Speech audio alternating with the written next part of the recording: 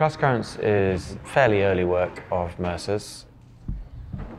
It was brand new when the company first came to London and performed at Sadler's Wells in 1964. And it's three dancers who repeatedly traverse the space.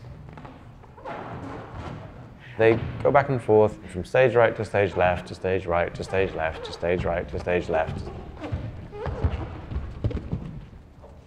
Sometimes as a tight group, sometimes as a loose group, sometimes each with their own definite path that doesn't cross the others, sometimes interweaving, and sometimes having choices to make for their own paths that might make them cross each other or might make them not cross each other. The successive paths across the stage seem to be redolent of the ways in which water might move through space.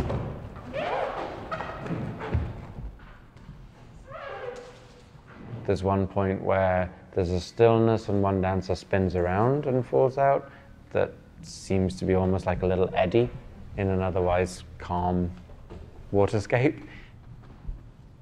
It seems to me that a lot of it is reflective of those different ways in which water could work.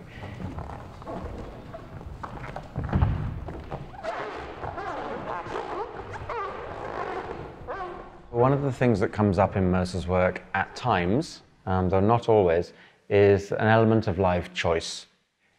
Cross Currents is a dance where some basic elements, so there's a triplet with a set rhythm that goes plié, relevé, relevé, plié, relevé, relevé, plié, relevé, relevé, plié, relevé, relevé, and all the steps are forward, and there are specific points within that at which you're allowed to change your angle, and a specific amount that you're allowed to change your angle.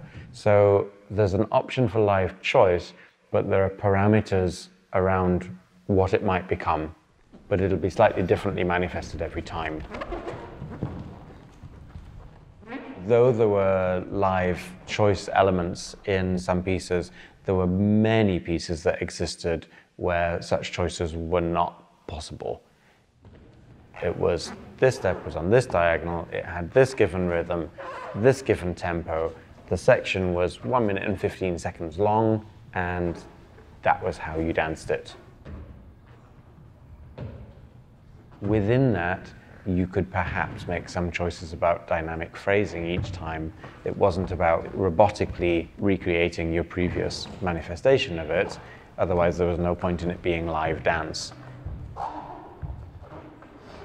Which leads into why Merce said his dances were not abstract. How could they be? There were people doing them.